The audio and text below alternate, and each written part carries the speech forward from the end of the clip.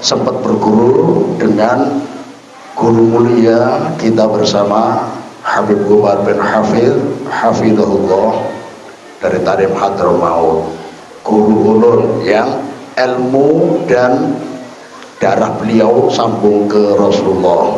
Sedangkan yang ceramah ini jauh-jauh dari Majapahit. Tahu Majapahit Bu? Mana Bu? Mojokerto. Makanya pun maaf ulun ya, barangkali bapak-bapak ya, bapak ulun sini kok mulai awal sudah telinga sudah sakit ini ya, suaranya kok serak-serak kering ya, paling tidak mengingatkan salah satu musisi yang pernah tenar sebentar ya, kemudian meninggal. Siapa Bu? Ada yang gitaronis, ada juga yang dari Mojokerto yang terkenal dengan lagunya Tak Gendong Kemana-Mana, Mbah Surip. Nah ini ya, jadi Mbah Surip dari Mojokerto, yang ceramah ini dari Majapahit ya. Dari ulu jauh-jauh dari Mojokerto, Majapahit dulunya ya, ceramah hanya untuk supaya ketemu lawan pian-pian seberataan ya. Kapan berangkatnya Pak Ustadz? Apa kadang kali naik pesawat? Ulun berangkatnya tahun 2008 transit ke Balikpapan 10 tahun transitnya 10 tahun Bu ya. Baru pindah ke Samarang ya, sini Samarang ya, Samarinda seberang. Nah ini Bu ya, sebelahnya kan Turki Bu ya, turunan kilo itu ya, kilo 1, kilo 2 ke atas itu ya. Alhamdulillah ya, luar biasa orang Samarang, orang Turki tapi bisa bersatu karena yang dimakan banyak kesamaan ya. Hidangan dari Amsterdam, Amuntai terus ke dalam yang bernama Mandai, Tudai. Nah ini ya, nah, itu yang menyatukan kita Bu ya. Alhamdulillah dapat tetangga Jawa nyumbang penambah selera makan, pete. Nah itu ya, mantap sudah ya, Mandai, Tudai, petai. Wah ini mantap ya, penambah selera makan seberataan ya, untuk nambah imun kita. Alhamdulillah ya. Dan sekarang alhamdulillah kita di tempat yang penuh berkah ini ya, sudah tidak diragukan lagi, pasti penuh berkah. Di mana maulid dibacakan, disitulah Rasulullah sebenarnya hadir. Makanya kita tadi ada asyarokol itu dalam rangka menyambut kedatangan Rasulullah. Ini yang mengamalkan ulama-ulama, bahkan ulama Timur Tengah ya, bahkan ulama Eropa. Yang penting manhajnya Ahlussunnah wal Jamaah mengamalkan ini semua, mengikuti ulama kita yang punya mata hati yang awas, beliau yang mampu melihat.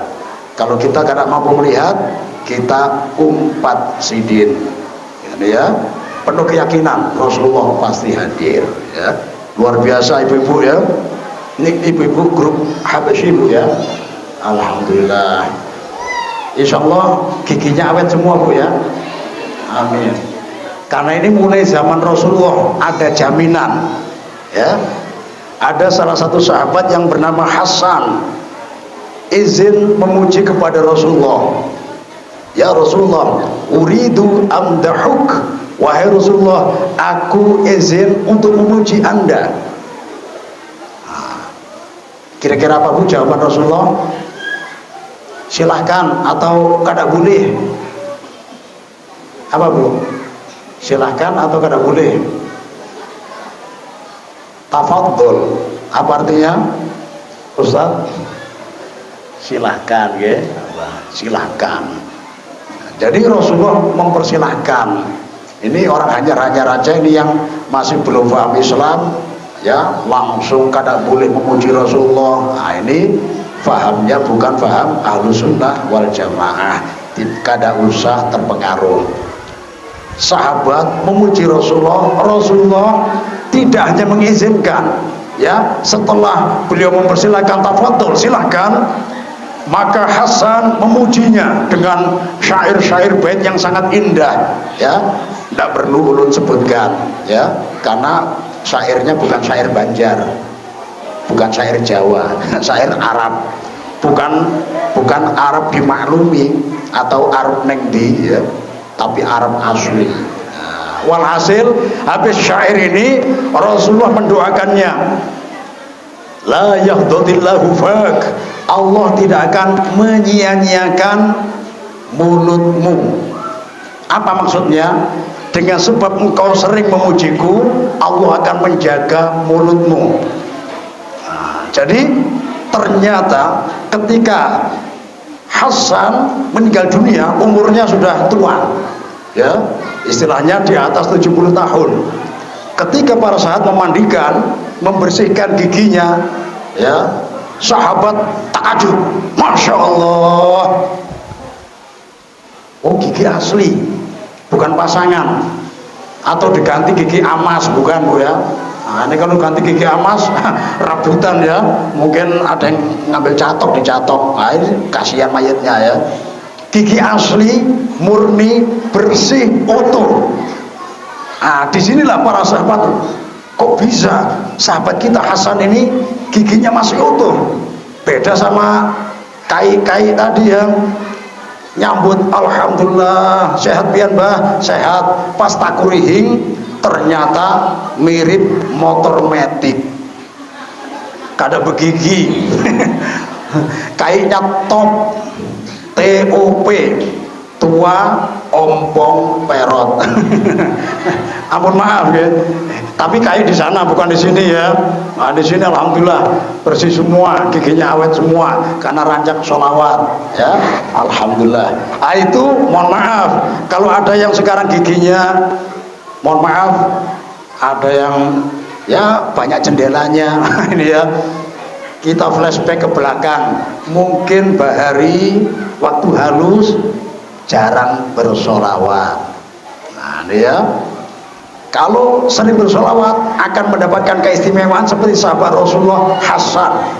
Mulutnya terjaga, dalam artian apa? Giginya juga terjaga, dan di dunia dijaga, dan yang terpenting penjagaannya sampai ke akhirat, ya. Jadi ketika di akhirat mulutnya terjaga, tidak akan masuk neraka. Jadi muntungnya aja Pak Ustadz yang di surga. Wah, masa ada muntung berjalan di surga, memberi takutan gue, ya. Nah, ini perwakilan, mohon maaf ibu-ibu kalau punya anak namanya Ponari, ya, mana Ponari, ya, mulai isukan, ya, kada kelihatan batang hidungnya. Nah, maksudnya apa, Bu? Nyari hidungnya aja atau nyari seluruh badan Ponarinya? Seluruh badan Ponarinya, ya. Jadi hidung mewakili seluruh anggota badan. Sama halnya dengan doa Rasulullah ini. Bagi yang sering memuji Rasulullah, mulutnya akan terjaga, di dunia terjaga, giginya bersih utuh sampai akhir hayat, dan di akhir yang terpenting mulutnya tidak masuk neraka. Bukan hanya mulutnya, tapi mulut mewakili semua anggota badan masuk surga seberataan, ya. Jadi, ya, terutama adik-adik ini, ya, adik-adik yang rajin bersolawat supaya utuh giginya mulai sekarang sampai jadi kai-kai, yang cewek-cewek jadi nenek-nenek giginya utuh, ya. Nah, ini kalau nenek-nenek, wah terlambat Pak Ustadz, ulun hanyar bulan kemarin gabung di grup Habasyi ini. Ya gak apa-apa, sudah namanya terlambat, tapi ya tidak ada istilah terlambat, masih ada penjagaan yang kita harapkan, yaitu keselamatan di akhirat. Kalau kita rajin bersolawat, kita akan masuk surga, mulut kita terjaga. Nah, itu, ya, alhamdulillah. Jadi adik-adik diingat-ingat, ya, ingat-ingat. Nanti Pak Ustadz kasih pertanyaan, ya, yang bisa jawab angkat tangan dulu. Kemudian kalau jawabannya betul, Pak Ustadz kasih apa ini? Kasih ini apa ini? Ini jari-jari Pak Ustadz 1, 2, 3 ya. Kasih fulus ya, uang ya. Ya, mau langsung kehimungan sudah ya, langsung menceleng mata ya. Makanya diperhatikan nanti ya. Oh, yang tadi matanya abang jadi hijau, sigar ya. Sekalipun yang dilihat ini duit kertasnya warna abang, nah, tetap di sini hijau ya, sigar. Nah, ini Bu ya, ngantuk-ngantuk hilang gitu ya. Alhamdulillah. Kalau ibu sini gitu juga Bu. Lihat kertas warna abang, tulisan 100.000, sigar juga Bu. Alhamdulillah ya. Ternyata penyakitnya sama juga sama Pak Ustadz. Alhamdulillah. Alhamdulillah, yang penting masih sehat Bu ya. Alhamdulillah. Jadi di situ. Jadi di sini kita tadi ya, kapan hari yang paling menggembirakan bagi Rasulullah? Ya, hari yang menggembirakan bagi Rasulullah adalah di malam ketika beliau di Isra dan Mi'rajkan ya, karena di saat itu Rasulullah bertemu langsung dengan Allah Subhanahu wa Ta'ala. Tapi kalau ditanyakan hari yang paling istimewa bagi umat Rasulullah adalah hari kelahiran Rasulullah Sallallahu Alaihi Wasallam. Karena inilah pelita dunia, penyelamat yang mana dulu di zaman jahiliyah kebanyakan jiwa-jiwa adalah calon-calon jiwa yang akan meluncur ke neraka, tapi dengan sebab lahirnya Rasulullah membawa risalah ilahiyah, membawa agama yang diridhai Allah, siapa yang ikut beliau insya Allah akan selamat di akhirat nanti. Mudah-mudahan kita semua termasuk orang yang selamat. Kalau ingin selamat di dunia dan di akhirat, kalau kita ingin bahagia di dunia dan akhirat, kuncinya kita mengikuti firman Allah yang dibacakan oleh Ustadz Qori kita tadi. Surah apa Bu? Hafal semua Bu ya? Surah Al-Ahzab ayat ke 21. Ada yang hafal? Adik-adik yang hafal? Yang hafal langsung Pak Ustadz kasih sekarang DP-nya.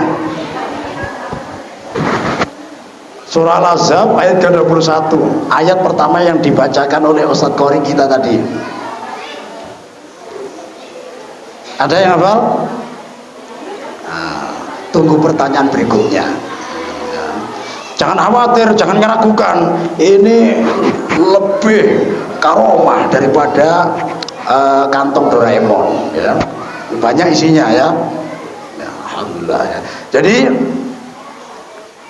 laqad kana lakum fi rasulillahi uswatun hasanah al-ayah. Sungguh benar-benar terdapatkan pada diri Rasulullah suri tauladan yang baik. Suri tauladannya tidak hanya sekedar baik, tapi lengkap.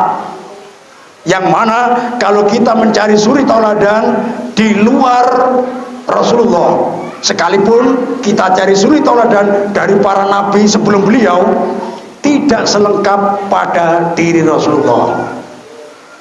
Coba kita cari suri tauladan dari Nabi Sulaiman. Ada yang kenal Nabi Sulaiman? Kenal? Kenalan di mana deh? Kakak Fatih namanya, sempat kenalan sama Nabi Sulaiman ya. Luar biasa ya, Masya Allah, bagus luar biasa.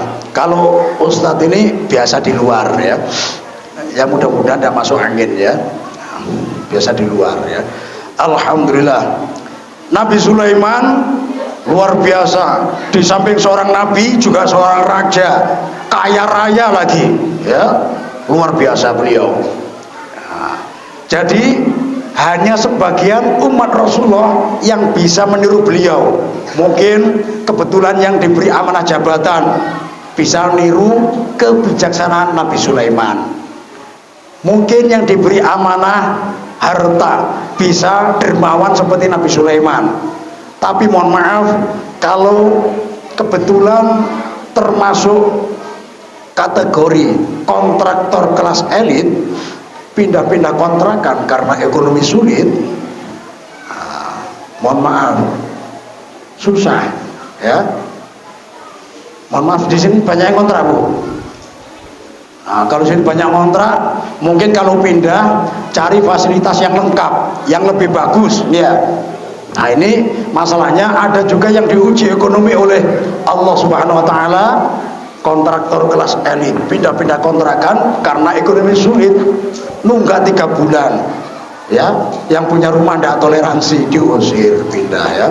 Kemarin ya mungkin kontrak di Palaran ya, nunggak 3 bulan diusir ya.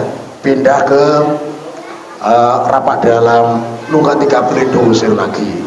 Mungkin cari jalan aman ke Balikpapan, di Gunung Samarinda, biar ingat Samarinda, adanya di Stratiga. Ini nunggak 3 bulan, nasibnya podo wae, sama aja diusir juga ya. Pindah ke Gunung Pipa ya, nunggak 3 bulan diusir juga. Pindah ke Gunung Tembak, jauh, barangkali aman, nunggak 3 bulan, sama aja. Pindah lagi kontrak di dekat bandara, ada namanya Sepinggan ya, nunggak 3 bulan diusir lagi. Pindah ke Gunung Bakaran, jadi ada yang namanya Gunung Bakaran, pernah dengar, Bu? Gunung Bakaran Balikpapan dekat Pinggan. Nunggak 3 bulan, nasibnya sama, diusir. Pindah ke sebelahnya, namanya perumahan Gunung Bahagia.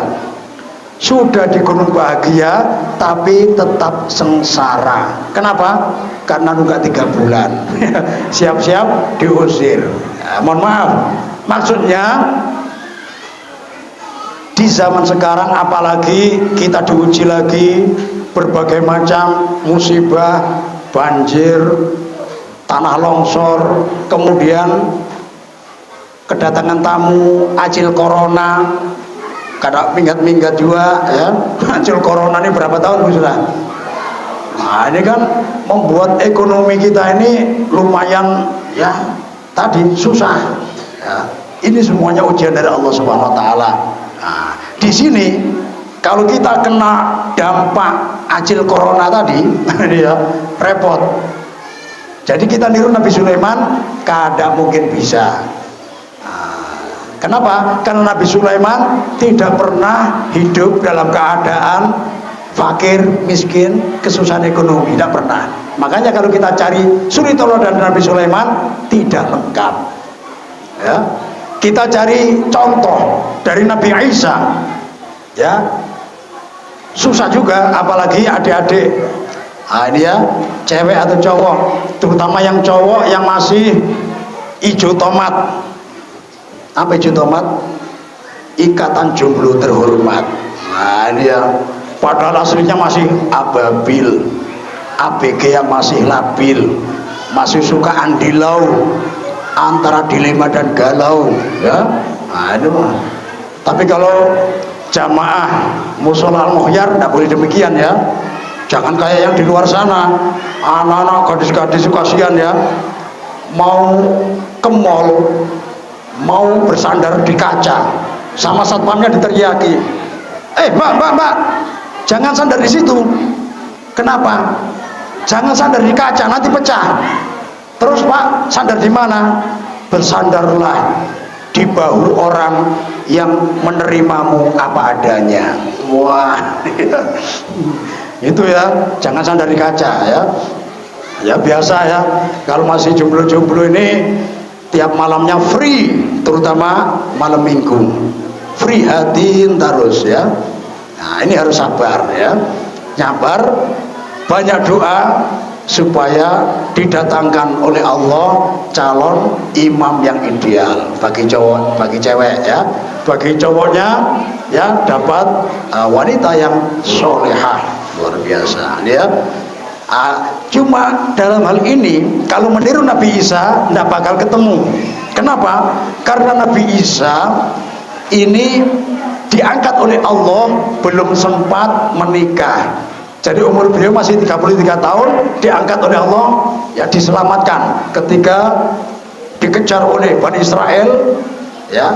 Kemudian barrafa'ahullah, Allah mengangkatnya ke langit. Ada salah satu muridnya yang berkhianat, sebagian riwayat namanya Yudas Iskariot, wajahnya diserupakan. Ini yang ditangkap, yang disalib, ya. Nabi Isa selamat. Dalam artian kalau kita meniru suri tauladan dari Nabi Isa tidak lengkap. Bagaimana menjadi suami yang baik, tidak bakal ketemu ke Nabi Isa. Ya, Nabi Isa belum menikah. Bagaimana menjadi ayah yang baik, apalagi ya belum sempat jadi ayah. Nah, ini ya. Tapi kalau ditanyakan siapa yang pernah mengalami kondisi yatim piatu, siapa yang pernah menjadi pemuda pekerja keras, bukan pemalas, siapa yang pernah menjadi sosok suami yang baik, siapa yang pernah menjadi sosok ayah yang baik, siapa yang pernah menjadi sosok kakek yang baik, siapa yang pernah dalam kondisi lemah, siapa yang pernah dalam kondisi punya kekuatan, siapa yang pernah dalam kondisi fakir miskin, siapa yang pernah kaya raya, itu semuanya pernah dialami oleh Rasulullah SAW.